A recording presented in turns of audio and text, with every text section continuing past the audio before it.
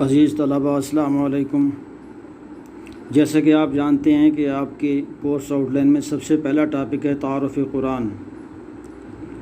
تو آج کے اس لیکچر میں ہم قرآن کا انٹروڈکشن چاہیں گے۔ تو سب سے پہلے ہم لفظ قرآن سے متعلق جاننا چاہیں گے لفظ قرآن کا اوریجن کیا ہے۔ تو عزیز طلباء، لفظ قرآن لفظ قارا یقرأ قرآن میں قراءتن سے لیا گیا ہے۔ یہ لفظ قارا یقرأ سے ہے۔ اگر اس کا مصدر قرآنن ہو تو اس کا معنی ہے جمع کرنا، اگر اس کا مصدر قراءتن ہو تو اس کا معنی ہے پڑھنا۔ تو قرآن کریم کے مفہوم میں یہ دونوں باتیں پائی جاتی ہیں کہ قرآن کریم وہ کتاب ہے جو جمع کی گئی ہے، اس کی صورتوں کو، اس کی آیات کو جمع کیا گیا ہے، اور قرآن کریم دنیا میں سب سے زیادہ پڑھی جانے والی کتاب بھی ہے۔ اب لفظ قرآن کے بارے میں ہم جاننا چاہیں گے کہ عربی گرامر کی روح سے یہ کیا ہے۔ لفظ قرآن عربی گرامر کی روح سے اسم مبالغہ ہے۔ اسم مبالغہ وہ اسم ہوتا ہے جس میں معنی کی زیادتی پائی جاتی ہے۔ تو لفظ قرآن اسم مبالغہ ہونے کی وجہ سے اس کا مفہوم یہ ہوا کہ ایسی کتاب ہے یہ جو بار بار پڑھی جاتی ہے، یا جو سب سے زیادہ پڑھی جانے والی کتاب ہے۔ دنیا میں کوئی کتاب ایسی نہیں جو قرآن کریم کے مقابلے میں پڑھی جاتی ہو، بلکہ قرآن کریم ہی وہ کتاب ہے جو سب سے زیادہ پڑھی جانے والی کتاب ہے۔ 24 گھنٹوں میں کوئی لمحہ ایسا نہیں جس میں یہ کتاب نہ پڑھی جا رہی ہو۔ اس کی تلاوت نماز میں بھی ہو رہی ہوتی ہے، اور نماز کے علاوہ بھی اس کی تلاوت ہو رہی ہوتی ہے۔ اگر نماز کے اوقات کو دیکھا جائے تو پوری دنیا میں ایک ملک میں نماز کا وقت ختم ہو رہا ہوتا ہے، دوسرے ملک میں نماز کا وقت شروع ہو رہا ہوتا ہے۔ تو اس طرح 24 گھنٹوں میں ایک ساعت یا ایک لمحہ بھی ایسا نہیں جس میں قرآن کی تلاوت نہ ہو رہی ہو، قرآن کو نہ پڑھا جا رہا ہو۔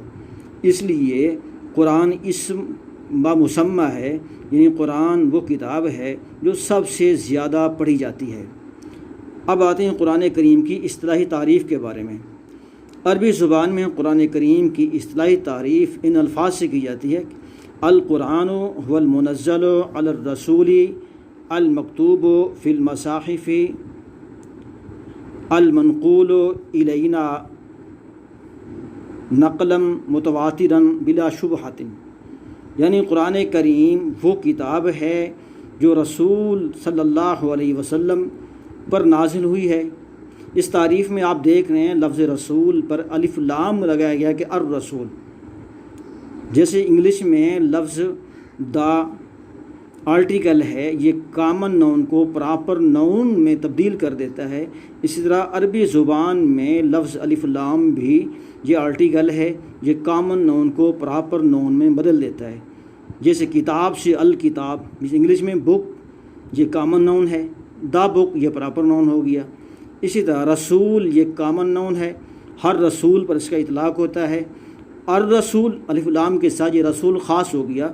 اس رسول سے مراد محمد بن عبداللہ بن عبد المطلب بن ہاشم بن عبد مناف بن قصی بن کلاب بن مرہ بن کعب بن لوئی بن غالب بن فیر بن مالک، یہ وہ رسول ہے، یہ وہ رسول ہے جو خاتم النبیین ہے۔ اس لیے قرآن کریم وہ کتاب ہے جو رسول یعنی محمد رسول اللہ صلی اللہ علیہ وسلم پر نازل کی گئی۔ المکتوب فی المصاحف، جو مصاحف پر میں لکھی گئی ہے، یعنی یہ کتابی شکل میں موجود ہے۔ المنقول الینا، جو ہماری طرف نقل ہوئی ہے، نقلا متواترا بلا شبہۃ، ایسی نقل جو تواتر کے ساتھ ہے اور بغیر کسی شک و شبہ کے ہے۔ لفظ تواتر کو سمجھیں کہ لفظ تواتر کا مطلب یہ ہوتا ہے کہ جس بات کے نقل کرنے والے ہر زمانہ میں اتنی کثیر تعداد میں ہوں کہ جن کا جھوٹ پر اتفاق عقلاً محال ہو۔ تو قرآن کریم تواتر کے ساتھ نقل ہو کر ہم تک پہنچا ہے۔ تواتر کا علم قطعی علم ہوتا ہے، یقینی علم ہوتا ہے۔ تواتر علم قطعی اور علم یقینی کا فائدہ دیتا ہے۔ یعنی قرآن کریم میں کسی قسم کا کوئی شبہ ہی نہیں ہے، یہ وہی قرآن ہے جو محمد رسول اللہ صلی اللہ علیہ وسلم پر نازل ہوا ہے۔ اور اس بات کا اعتراف قرآن کے منکرین نے بھی کیا ہے، کفار نے بھی کیا ہے، کہ اس وقت قرآن کریم جو مسلمانوں کے پاس ہے یہ وہی کتاب ہے جو محمد رسول اللہ پر نازل ہوئی تھی۔ اس کا اقرار مستشرقین یعنی وہ مغربی مفکر جو مسلمان نہیں ہیں انہوں نے بھی اس کا اعتراف کیا ہے۔ اس لیے قرآن کریم میں کسی قسم کا کوئی شبہ ہی نہیں ہے۔ اس کے بعد آتے ہیں اسماء القرآن پر۔ جس طرح آپ سب دیکھتے ہیں کہ قرآن کریم میں اللہ تعالیٰ کے اسماء بھی ہیں، محمد رسول اللہ صلی اللہ علیہ وسلم کے اسماء بھی ہیں۔ جیسے اللہ تعالیٰ کے نام بہت زیادہ ہیں، 99 نام مذکور ہوئے ہیں، اسی طرح محمد رسول اللہ صلی اللہ علیہ وسلم کے نام بھی محدثین نے 500 سے اوپر ذکر کیے ہیں۔ تو کسی چیز کے نام کا زیادہ ہونا اس کی اہمیت اور اس کی عظمت کی طرف اشارہ ہوتا ہے۔ تو قرآن کریم کے نام بھی متعدد ہیں، 55 نام بعض مفسرین نے خود قرآن کریم سے اخذ کیے ہیں، جیسے الکتاب ہے، الفرقان ہے، الشفاء ہے، تذکرہ، العلم، البیان وغیرہ۔ تو قرآن کریم کے زیادہ معانی کا ہونا یہ اس بات کا بین ثبوت ہے کہ یہ بہت باعظمت اور بڑی اہمیت والی کتاب ہے۔ اب آتے ہیں قرآن کریم کے نزول کے بارے میں۔ عزیز طلبہ، قرآن کریم میں نزول سے متعلق لفظ انزلنا بھی استعمال ہوا ہے اور نزلنا بھی استعمال ہوا ہے۔ انزلنا کا مصدر انزال ہے اور نزلنا کا مصدر تنزیل ہے۔ انزال باب افعال ہے اور تنزیل باب تفعیل ہے۔ انزال کا مطلب ہوتا ہے کسی چیز کا اوپر سے نیچے جملتاً واحدتاً یعنی یک بارگی نازل ہونا۔ تو قرآن کریم ایک دفعہ لوح محفوظ سے آسمان دنیا پر بیت معمور پر نازل ہوا مکمل قرآن کریم، جیسے الحمد سے والناس تک مکمل قرآن کریم لوح محفوظ سے آسمان دنیا پر نازل ہوا۔ یہ نزول قرآن کریم کا انزلنا ہے۔ جیسے قرآن کریم میں اس طرح بیان کیا کہ انا انزلناہ فی لیلۃ القدر، کہ ہم نے قرآن کو لیلۃ القدر میں نازل کیا۔ اور ایک تنزیل ہے، لفظ تنزیل کا معنی ہے تھوڑا تھوڑا کر کے نازل کرنا۔ تو گویا کہ قرآن کریم کے نزول کے 2 ادوار ہیں، ایک ہے انزال اور ایک ہے تنزیل۔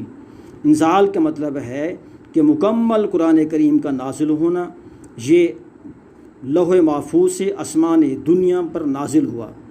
پھر آسمان دنیا سے نبی الاسلام کے قلب اطہر پر قرآن کریم تھوڑا تھوڑا کر کے حالات و واقعات کے مطابق نازل ہوتا رہا۔ اس نزول کو تنزیل سے بیان کیا گیا ہے، تنزیل سے تعبیر کیا گیا ہے کہ تھوڑا تھوڑا کر کے قرآن کریم کا آپ کے پاکیزہ دل پہ نازل ہونا۔ تو قرآن کریم کے نزول کا آغاز ہوا اس وقت جب آپ کی عمر 40 سال پوری ہوگی، 41 سال آپ کا شروع ہو گیا۔ تو 41 ولادت نبوی 17 رمضان المبارک میں قرآن کریم کا نزول شروع ہوا۔ تو قرآن کریم کے نزول کے 2 ادوار ہیں عزیز طلبہ، ایک ہے مکی دور، ایک ہے مدنی دور۔ مکی دور کا جو عرصہ ہے وہ 12 سال 5 ماہ اور 14 دن ہے، اور اسی طرح مدنی دور جو ہے وہ 9 سال 9 ماہ اور 9 دن ہے۔ مکی دور کون سا ہے اور مدنی دور کون سا ہے؟ نبی الاسلام نے بعثت کے بعد 13 سال آپ نے مکہ مکرمہ میں گزارے۔ اس کے بعد آپ نے ہجرت کی مدینہ منورہ، جس کا پرانا نام یثرب تھا، تشریف لایا۔ تو ہجرت سے پہلے کا جو قرآن کریم کے نزول کا زمانہ ہے وہ مکی دور کہلاتا ہے، اور آپ صلی اللہ علیہ وسلم کی ہجرت کے بعد کا جو قرآن کریم کے نزول کا زمانہ ہے وہ مدنی دور کہلاتا ہے۔ تو دونوں ادوار کی اپنی اپنی خصوصیات ہیں۔ آگے چل کر ہم مکی اور مدنی دور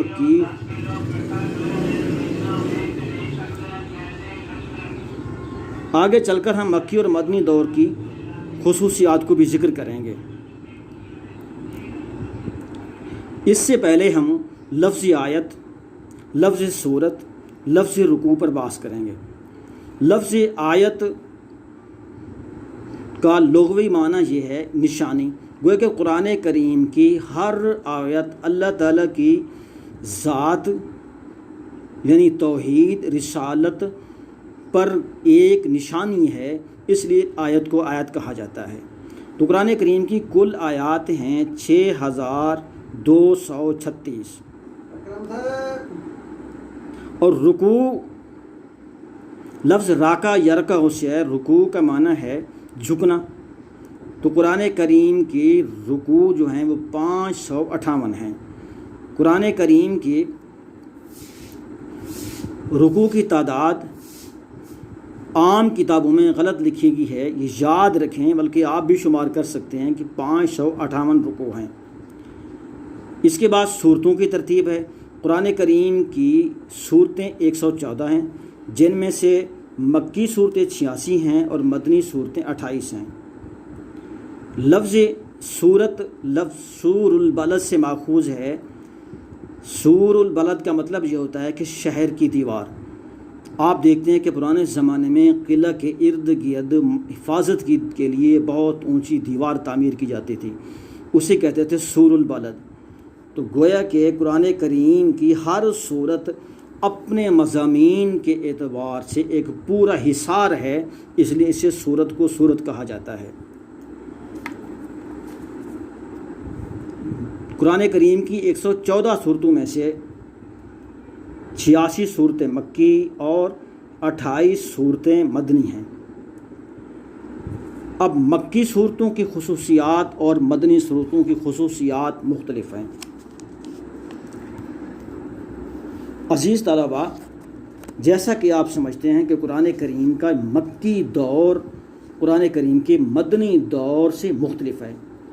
مکی دور انتہائی کٹھن ہے، لہٰذا اس دور میں آپ دیکھتے ہیں کہ بہت کم تعداد میں مکہ کے لوگ مسلمان ہوئے تھے، اور جو لوگ بھی مسلمان ہو رہے تھے ان پر ظلم کے پہاڑ توڑے جا رہے تھے۔ تو لہٰذا مکی دور میں قرآن کریم کی بنیادی جو عقائد ہیں ان کو بیان کیا گیا ہے، اور رسول اللہ صلی اللہ علیہ وسلم اور مومنین کو بار بار تسلی دی جا رہی ہے۔ تو قرآن کریم کی مکی صورتوں کی خصوصیات کو ہم اس طرح بیان کریں گے۔ ایک تو یہ صورتیں مختصر ہیں اور جامع ہیں، وہ کہ اختصار اور جامعیت کا حسین امتزاج ہیں، اور مکی صورتوں میں ایمانیات یعنی توحید، رسالت اور آخرت اور قرآن کی حقانیت پر زور دیا گیا ہے۔ اس لیے مکی صورتوں میں سجدے زیادہ پائے جاتے ہیں، زیادہ تر سجدوں کی تعداد مکی صورتوں میں ہی ہے۔ قرآن کریم میں 14 سجدے ہیں۔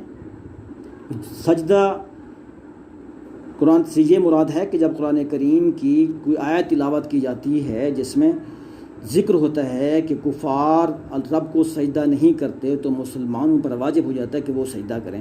اس طرح کی آیات جو ہیں ان کو سجدہ کی آیات کہا جاتا ہے۔ تو 14 مقامات ایسے ہیں جس میں قرآن کریم میں سجدہ کا حکم دیا گیا ہے، سجدہ واجب ہو جاتا ہے۔ تو 14 سجدے جو ہیں یہ بھی مکی صورتوں میں ہیں۔ قرآن کریم میں انسان کو کائنات اور اپنی ذات پر غور کرنے کی دعوت دی گئی ہے، اور قرآن کریم میں مکی صورتوں میں یا ایھا الناس یعنی پوری انسانیت کو خطاب ہے۔ اس میں جب بھی خطاب کیا گیا یا ایھا الناس کے یا ایھا الکافرون، یا ایھا المؤمنون، یا ایھا الذین آمنوا، بہت کم خطاب ہوا ہے، زیادہ تر خطاب یا ایھا الناس سے ہوا ہے۔ اور اسی طرح زیادہ تر انبیاء کے جو سابقہ تاریخی واقعات ہیں ان کو انہی مکی صورتوں میں بیان کیا گیا ہے، اور باطل عقائد کی تردید اور قرآن کریم کی بنیادی عقائد کے اثبات کے زیادہ تر دلائل انہی مکی صورتوں میں ہیں۔ اسی طرح قیامت کی ہولناکی، قیامت کے مناظر، جہنم کی سختیاں اور جنت کی نعمتوں کا ذکر، یہ بھی قرآن کریم کی مکی صورتوں میں ہے۔ جبکہ قرآن کریم کی مدنی صورتیں مکی صورتوں کی نسبت زیادہ طویل ہیں، مختصر نہیں ہیں۔ اور ایک اہم بات، قرآن کریم کی مدنی صورتوں کی جو زبان ہے وہ بڑی مشکل ہے، جبکہ مدنی صورتوں کی زبان سلیس زبان ہے، آسان عربی زبان میں ہے۔ اور اس کے علاوہ جہاد اور قتال کے مضامین بھی مدنی صورتوں میں، کیونکہ مکی دور میں مسلمانوں کو جہاد کی اجازت نہیں دی گئی۔ یہ اذن للذین یقاتلون فی سبیل اللہ، یہ آیت نازل ہوئی مدینہ میں، یعنی جن لوگوں سے اللہ کے راستے میں لوگ لڑ رہے ہیں انہیں لڑنے کی اجازت دی جاتی ہے۔ لہذا یہ صورتیں ایک تو لمبی ہیں، طویل ہیں۔ آپ دیکھتے ہیں سورۃ البقرہ 286 آیات پر مشتمل ہے، 40 رکوع ہیں اس کے، یہ مدنی صورت ہے۔ اور مکی صورتیں مختصر ہیں، سب سے چھوٹی صورت الکوثر ہے قرآن کریم کی، یہ مکی صورت ہے، اور سب سے لمبی صورت قرآن کریم کی البقرہ ہے، یہ بھی یہ مدنی صورت ہے۔ اسلوب کے اعتبار سے دیکھا جائے تو مکی صورتوں کا اسلوب بیان مشکل ہے، اس میں فصاحت و بلاغت کا عروج ہے، جبکہ مدنی صورتوں کا اسلوب بیان سادہ ہے۔ اسلام کے اصول جنگ، مال غنیمت کے احکام، یہ مدنی صورتوں میں ہیں۔ اسی طرح معاشرتی قوانین ہوں یا سیاسی ہوں یا آئلی قوانین ہوں، ان سب کا تذکرہ مدنی صورتوں میں ہے، کیونکہ مدنی صورتوں میں تذکرہ اس لیے ہے کہ مدنی دور میں ایک مسلم سوسائٹی وجود میں آ چکی تھی، اب ضرورت تھی ایسے احکامات کی کہ انہیں ایک مسلم سوسائٹی کے جو ضرورت کے قوانین ہیں وہ بیان کیے جائیں۔ اس لیے زیادہ تر قوانین، چاہے وہ معاشرتی ہوں، چاہے عبادات سے متعلق ہوں، چاہے سیاست سے متعلق ہوں، چاہے حدود و تعزیرات ہوں، یہ مدنی دور میں ہیں۔ اسی طرح منافقین اور ذمیوں کا تذکرہ یہ بھی مدنی دور میں ہے، کیونکہ مکہ میں کوئی منافق نہیں تھا۔ منافق کیسے ہوتا کہ جو بھی مومن ہوتا اس پر ظلم کے پہاڑ توڑے جاتے۔ اس لیے مدینہ میں جب ایک ریاست قائم ہو گئی، ایک ریاست کے سربراہ کے طور پر آپ سامنے آئے، تو مدینہ میں بعض لوگوں نے اسلام کا لبادہ اوڑھ کر مسلمانوں کو نقصان پہنچانے کے لیے اپنے آپ کو مسلمان ظاہر کیا۔ اس لیے نفاق اور منافقت کا تصور یہی مدینہ میں آیا۔ منافقین کا تذکرہ اور ذمیوں کا تذکرہ یہ مدنی صورتوں میں ہے۔ عزیز طلباء، یہ قرآن کریم کا ایک مختصر تعارف ہے جو آپ کے سامنے پیش کیا ہے۔ آپ کی سلیبس کے حوالے سے آپ کے لیے تعارف قرآن کے ٹاپک سے متعلق یہ معلومات آپ کے لیے بہت ضروری ہیں۔